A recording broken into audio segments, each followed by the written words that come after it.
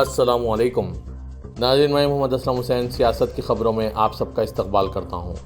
आज 13 अक्टूबर 2024 है। इस्लामिक तारीख़ के हिसाब से आज 9 रबी सानी 1446 हिजरी है। पेश है आज की कुछ अहम खबरें। मुंबई और महाराष्ट्र के सीनियर मुस्लिम लीडर मारूफ समाजी खिदमतगार 40 साल कांग्रेस से वाबस्तगी के बाद इसी साल फरवरी में एनसीपी अजीत पवार में शामिल होने वाले साबिक रियासती वजीर बाबा सिद्दीकी पर हफ्ते की रात तकरीबन 10 बजे कई राउंड फायरिंग की गई। अस्पताल ले जाने तक इनका इंतकाल हो गया।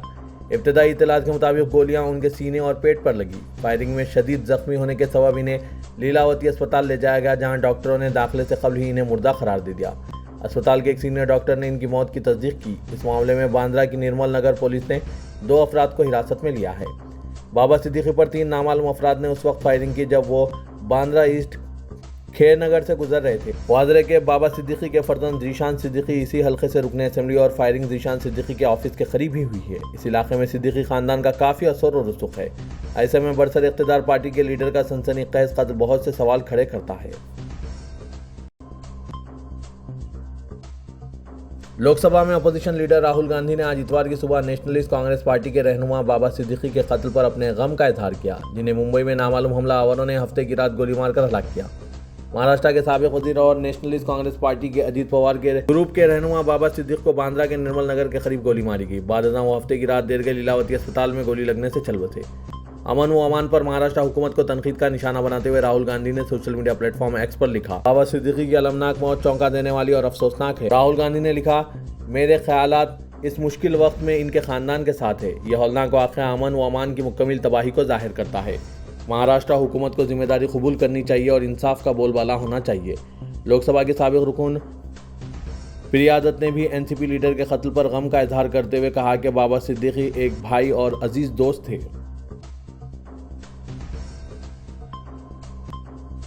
नेशनलिस्ट कांग्रेस पार्टी के रहनुमा बाबा सिद्दीकी को मुंबई में गोली मार दिए जाने के बाद पार्टी ने आज इतवार को अपने तमाम प्रोग्रामों को मनसूख कर दिया। सोशल मीडिया प्लेटफॉर्म एक्स पर एक पोस्ट में एनसीपी ने कहा, हमारे पार्टी के साथी बाबा सिद्दीकी की अलमनाक मौत को मद्देनजर रखते हुए आज 13 अक्टूबर यानी इतवार को हो रहे तमाम पार्टी प्रोग्रामों को मनसूख कर दिया गया। महाराष्ट्र के साबिक वजीर और नेशनलिस्ट कांग्रेस पार्टी के अजीत पवार के धैर्य के रहनुमा सिद्दीकी को बांद्रा के निर्मल नगर के करीब गोली मारी गई। मुंबई पुलिस ने इतवार की सुबह मकतूल एनसीपी लीडर बाबा सिद्दीकी की लाश को लीलावती अस्पताल से कोपर अस्पताल मुंतकिल किया है, जहां डॉक्टर पोस्टमार्टम का मायना करेंगे। ये जज्दे खाकी को लीलावती अस्पताल में रखा गया था, जहां बड़ी तादाद में लोग बशमूल सियासतदानों और मशहूर शख्सियात सिद्दीकी के अहले खाना से मिलने और इनकी ताज़ियत के लिए रात देर गए तक जमा हो गए थे।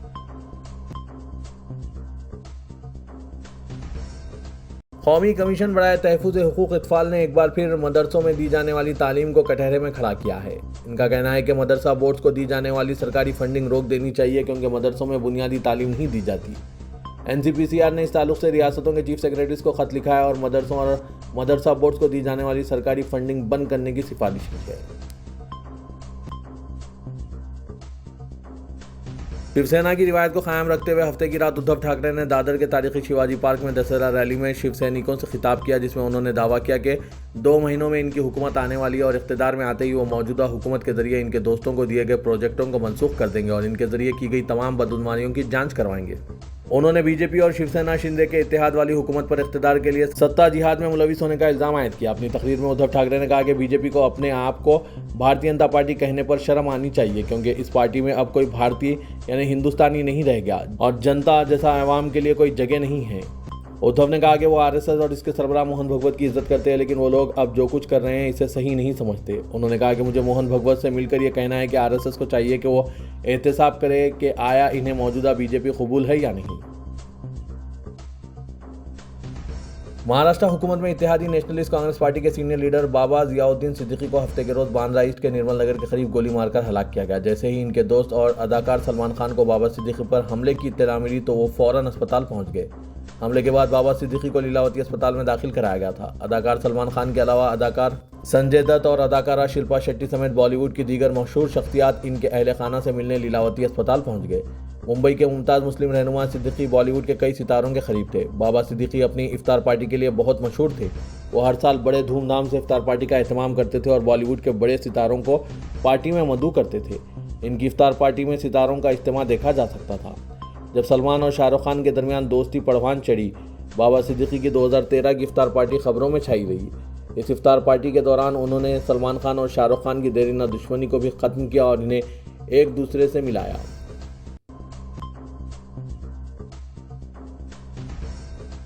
कांग्रेस के सदर मल्लिकार्जुन खड़गे ने बीजेपी को दहशतगर्दों की पार्टी करार दिया है।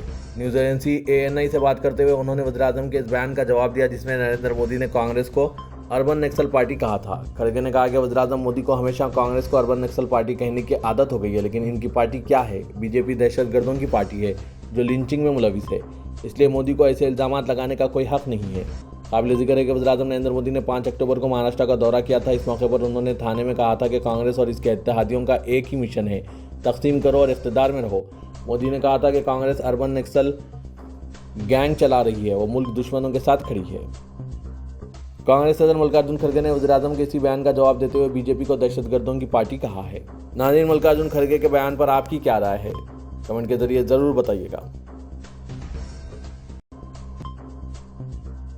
कुल जमाती वफाक महाराष्ट्र की जानिब से रियासत भर में तहफ़्फ़ुज़ नामूस रिसालत सल्लल्लाहु अलैहि वसल्लम के हवाले से औरंगाबाद, नांदेड़, परभनी, अहमदनगर, हिंगोली, पाथरी, मालेगांव, अकोला, एवतमहल, खुलदाबाद, भीड़ और मुख्तलिफ शहरों में एहतजाजी मुजाहरों का इनेकाद अमल में लाया गया। इन मुजाहरों में नबी करीम सल्लल्लाहु अलैहि वसल्लम की शान में गुस्ताखी करने वाले रामगिरी, यती नरसिंहानंद और मुसलमानों के खिलाफ नाज़ेबा ज़बान इस्तेमाल करने वाले नीतीश राणा की फौरी गिरफ्तारी और इनके खिलाफ कानूनी कार्रवाई का मुतालबा किया गया।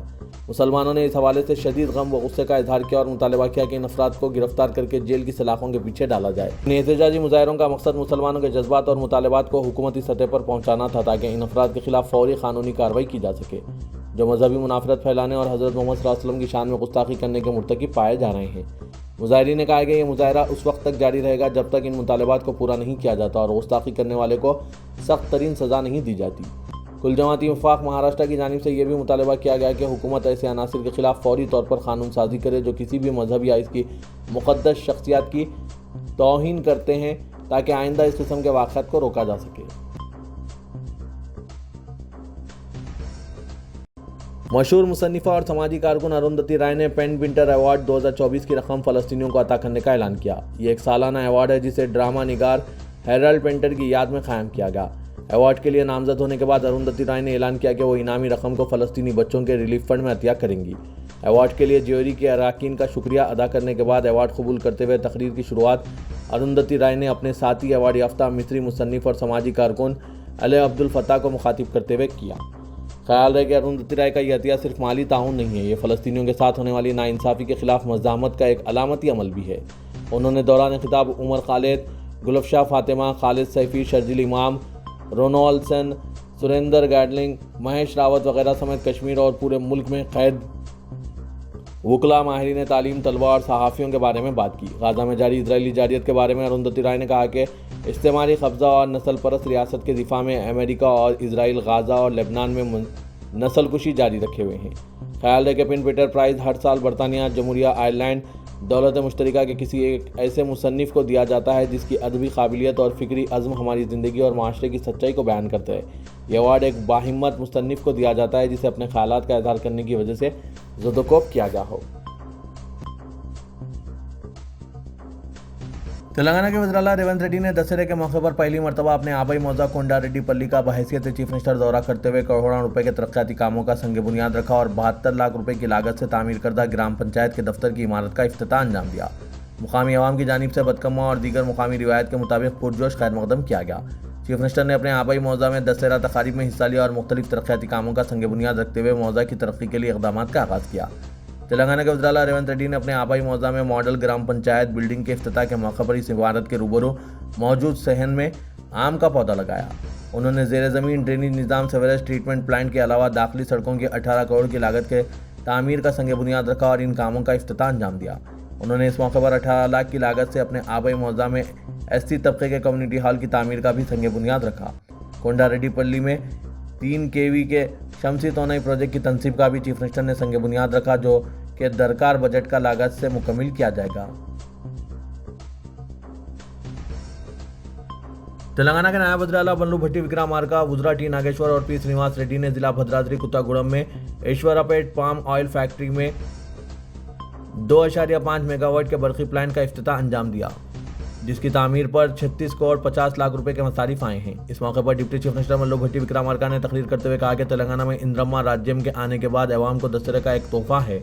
उन्होंने इंकशाफ किया कि आइंदा 5 सालों के दौरान कुदरती वसाइल का इस्तेमाल करते हुए आलूदगी के बगैर मजीद 20,000 मेगावाट बरक़ी की पैदावार के इक़दाम किए जा रहे हैं। उन्होंने कहा कि शस्मी तोनाई की पैदावार की भी हिम्मत अफजाई की जा रही है और इलाका ईश्वरपेट में 2 देहातों में तजुर्बाती तौर पर शमसी तोनाई के प्रोजेक्ट का आगाज़ किया जाएगा। नायब वज़ीर आला ने मजीद कहा कि तेलंगाना मुल्क भर में एक ऐसी वाहिद रियासत है जिसने ज़रई शोबे के लिए 73,000 करोड़ रुपये मुख्तस किए हैं।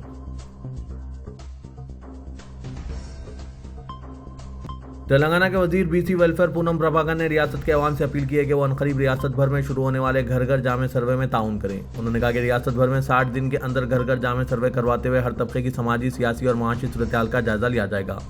उन्होंने कहा कि घर घर सर्वे के दौरान रियासत में बसने वाले हर फर्द की तालीमी, मुआशी और समाजी पसमानदगी का भी पता चलाया जाएगा। अपने हल्के हसनाबाद में दशहरे के मौके पर खुसूसी पूजा के बाद मीडिया से बात करते हुए पूनम प्रभाकर ने कहा कि घर घर सर्वे के लिए हुकूमत ने जियो 18 जारी किया है। यह सर्वे 60 दिन तक जारी रहेगा। Quli Qutub Shah urban development authority पुराने शहर की तरक्की के लिए कायम किया गया था। अब इस इदारे को तारीखी सयाहती मराकिज़ की तरक्की की जिम्मेदारी सौंपी जा रही है। इस प्रोजेक्ट के लिए मरकजी हुकूमत की जानिब से फंड्स फराहम किए जाएंगे।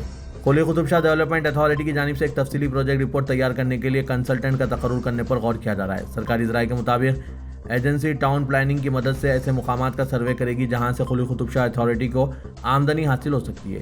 इस सिलसिले में मौजूदा इमारतों के नक्शों की भी मदद ली जाएगी। Quli Qutub Shah urban development authority की जानिब से जिन तारीखी इमारतों का मंसूबा बनाया गया है इनमें पत्थरगट्टी की कमानें, सरदार महल का तहफ़्फ़ुज़ और तरक्की, लाड बाज़ार की तरक्की, खुर्शीद जा देवड़ी, हुसैन आलम की बहाली और तहफ़्फ़ुज़ मूसा नदी पर अफजलगंज में पैदल राहगीरों के लिए ब्रिज की तामीर और नया पुल के मशरिक़ी सिमत भी एक पैदल राहगीरों का ब्रिज तामीर करना शामिल है। शहर हैदराबाद के मुख्तलिफ मुकामात पर आए दिन वक्फे से ट्रैफिक जाम हो जाना मामूल बन गया है। ट्रैफिक पुलिस ट्रैफिक बहाव को सहल बनाने में मुबैना तौर पर नाकाम दिखाई दे रही है।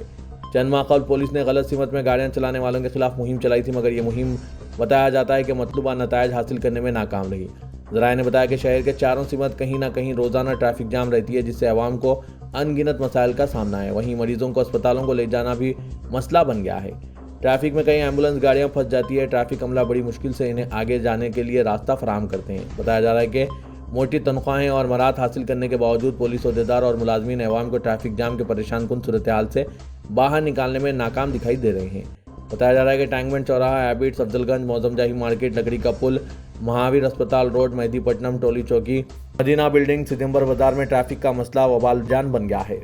पुराने शहर मदीना चौराहे पर मौजूद होटलों की पार्किंग की वजह से भी ट्रैफिक जाम का मसला पैदा हो रहा है, लेकिन ट्रैफिक पुलिस की जानिब से इन्हें सख्ती बरतने की कोई कोशिश नहीं की जा रही है, क्योंकि सबको पता है कि होटलों से इन्हें क्या मिलता है। इसी वजह से वो होटलों की पार्किंग पर नज़र नहीं डालते, लेकिन ट्रैफिक का बहाव में काफ़ी मुश्किलात पेश आ रही है। ख़ास तौर पर रात के वक्त तो यहाँ से गुजरना मुश्किल काम अंजाम देने के बराबर हो रहा है। इन मुकामात पर ट्रैफिक पुलिस मुलाजमीन तैनात रहते हैं। इसके बावजूद ट्रैफिक में खलल नाकाबिल समझ है, क्योंकि तकरीबन ट्रैफिक पुलिस की जानिब से अपने मोबाइल फ़ोन पर मसरूफ़ दिखाई देते हैं या फिर आपस में बातचीत करते दिखाई देते हैं। औक़ात ये भी देखने में आया है कि मसरूफ़ तरीन रोड पर पुलिस रुकावटें खड़ी कर देती है, जिससे ट्रैफिक बहाव में रुकावट पैदा होती है। पुराना पुल, मुस्लिम जंग पुल, नया पुल और सालार जंग पुल और दीगर मुकामात पर रोज़ाना ट्रैफिक जाम रह रही है। ट्रैफिक पुलिस इस सिलसिले में कोई दिलचस्पी नहीं ले रही है। यहाँ यह कहना गलत ना होगा कि ट्रैफिक पुलिस का काम सिर्फ चालानात करना नहीं, बल्कि ट्रैफिक निज़ाम को बेहतर बनाना भी है। ना इन सब पर आपकी क्या राय है, कमेंट के जरिए ज़रूर बताइएगा। गुज़िश्ता हफ्ते पुराने शहर हैदराबाद में काले जादू की एक खतरनाक साजिश का पुलिस ने पर्दाफाश किया था और एक जादूगर को गिरफ्तार कर लिया था, जबकि खातून को मफरूर बताया गया था, जिसने अपने शौहर और ससुराली रिश्तेदारों को जान से मारने की साजिश करते हुए जादूगर का सहारा लिया था। पुलिस की इस कार्रवाई के बाद मफरूर बताई जा रही खातून मीडिया के सामने आकर अपनी तफसीलात पेश की है। खातून ने बताया कि पुलिस को सब इत्तला है, लेकिन पुलिस एक तरफा कार्रवाई कर रही है। खातून ने सियासत से बात करते हुए बताया कि इनके शौहर का इंतकाल हो चुका है और इनके ससुराली रिश्तेदार ही वो काले जादू करने वाले के पास जाते हैं। खातून ने बताया कि वो और इनके वकील ने बंडागुड़ा पुलिस स्टेशन में एसआई को सभी तफसीलात से वाकिफ करवाया, लेकिन एसआई इनकी मदद करने के बजाय इनके ससुराल वालों की बातों पर यकीन रख रहे हैं। जबकि इनके शौहर का इंतकाल हो गया है, वो कैसे अपने शौहर के कत्ल करने के लिए साजिश रच सकती है। पेश है इस खातून की कहानी इसी की ज़बानी। मेरा नाम नाजिया है। मेरे शौहर 9 जून 2021 को उनका इंतकाल हुआ। उसके बाद से मेरे तीनों बच्चों की सेहत कंटिन्यूसली ख़राब रह रही।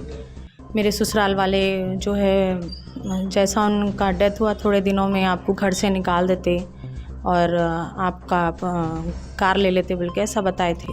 उसके बाद से फिर मेरी तबीयत कंटिन्यूसली ख़राब रह रही थी। मेरे 3 बच्चे हैं। उसी दौरान 2 तारीख को एसआई सर का कॉल आया मेरे को कि आपके ख़िलाफ़ कंप्लेंट दर्ज हुई। तो ये तबीयत का सिलसिला चल रहा था, मेरी तबीयत ठीक नहीं थी, तो हम लोग 6 तारीख के दिन आते बोलकर बात करें और जाके मिले 6 तारीख के दिन। इन्वेस्टिगेशन में सर को पूरे जो भी मेरे ख़िलाफ़ जो भी कंप्लेंट मेरे देवर इरफान मलिक जो कंप्लेंट करे वो उसके हद तक मैं पूरे एविडेंस पेश करे उनके सामने, एसआई सर के सामने। और उसके बाद उन लोग केस करते बोल रहे थे मेरे पे, इरफान मलिक। तो मैं भी उसी टाइम पर सर के सामने बोले कि मेरा भी कंप्लेंट बुक करिए सर ये लोग के ख़िलाफ़। फिर वहाँ से हम लोग चले गए, वेट करते रहे। मेरी तबीयत मुसलसल ख़राब रही। उसके बाद मेरे को कुछ आंसर नहीं मिला। 10 के दिन फिर मैं अपनी तरफ से एप्लीकेशन डाले सर, पोस्ट करे ACP DCP कमिश्नर ऑफिस, ये सब सर्कल एसआई सर सबके पास से मैं अपना एप्लीकेशन सेंड करे। उसके बाद भी कोई स्टेप नहीं लिया गया, कंप्लेंट पर कुछ भी एक्शन नहीं लिया गया। Recent last Friday SI sir पर मैं कंप्लेंट करे, सर्कल और एसआई सर को इन्फॉर्म करे कि FIR हो गया, आप इन्फॉर्म नहीं करे, लिहाजा आप मेरे तरफ से भी कंप्लेंट करिए। उसी दौरान जो है ये सडन जो है कलीम को पकड़े और ये सडन ये चीज़ें हुए और मीडिया में मेरे ख़िलाफ़ पूरा जो है मेरे इज़्ज़त उछालने के लिए फेक एविडेंस शो करके छोटी सी कंप्लेंट पर मेरी इज़्ज़त उछाल रही है। पूरा ओवरऑल जो है ये मेरा देवर है इरफान मलिक, इसका ख़ास दोस्त ये कलीम है, ये CCS में रहीम जो कि मेरा भौनई है, ननंद का शौहर, उनका दामाद है। इनके कॉन्टैक्ट्स के थ्रू ये सब पूरा गेम खेला जा रहा, मेरे इज़्ज़त उछालने की कोशिश कर रही। और ये प्रॉपर्टी, ये पूरा मैटर मेरे प्रॉपर्टी से रिलेटेड है। टोली चौकी हकीमपेट अलनूर शॉपिंग मॉल में HT कंप्लीट मोबाइल ट्रेनिंग का आगाज़ अमल में लाया गया है। HT मोबाइल स्टोर की जानिब से नौजवानों को कंप्लीट मोबाइल की ट्रेनिंग दी जाएगी और ट्रेनिंग मुकम्मल होने के बाद रोज़गार देने का भी वादा किया जा रहा है। मोबाइल ट्रेनिंग सीखने के ख्वाहिशमंद इस जरीन मौके से इस्तेफादा हासिल करें। हम लोग HT complete mobile training centre start करें जो कि हकीमपेट टोली चौकी हैदराबाद में है। यहाँ पे आपको मोबाइल की कंप्लीट ट्रेनिंग दी जाएंगी इंशाल्लाह, बहुत टॉप लेवल पे। यहाँ पे आपको हार्डवेयर एंड सॉफ्टवेयर दोनों सिखाया जाएगा, अच्छे से सिखाया जाएगा इंशाल्लाह। यहाँ पे आपको पूरी कंप्लीट मोबाइल ट्रेनिंग के साथ सर्टिफिकेशन भी दिया जाएगा। सर्टिफिकेशन के बाद बच्चों की मर्ज़ी है कि उन्होंने यहाँ पे अगर काम करना चाह रहे तो कर सकते, या बाहर काम करना चाह रहे तो कर सकते। इदारे सियासत के महबूब हुसैन जिगर कैरियर गाइडेंस सेंटर वाक़ दफ्तर सियासत हैबिट्स में IT से मरबूत कोर्सेज का आगाज़ अमल में लाया गया है, जिसमें पाइथन फुल स्टैक डेवलपमेंट को तरजीह दी गई है। पाइथन फुल स्टैक डेवलपमेंट की मांग को देखते हुए इदारे सियासत ने इस कोर्स का आगाज़ अमल में लाया है। पाइथन फुल स्टैक डेवलपमेंट के फ्री बूट कैम्प मंगल 15 अक्टूबर शाम 4 बजे से अमल में लाया जा रहा है। इदारे की जानिब से पाइथन फुल स्टैक डेवलपमेंट में कोर्सेज में HTML, MySQL, CSS, JavaScript, Django, Python वगैरह कराया जाएगा। पाइथन फुल स्टैक डेवलपमेंट के मुल्क व बैरून मुल्क खासकर अमेरिका, कनाडा, ऑस्ट्रेलिया, लंदन वगैरह में काफ़ी मांग चल रही है। कोई भी अफराद इस जरीन मौके से इस्तेफादा हासिल कर सकते हैं। मज़ीद तफसीलात के लिए इन फ़ोन नंबरात पर रब्त पैदा किया जा सकता है। फ़ोन नंबर है 9000191481 9393876978।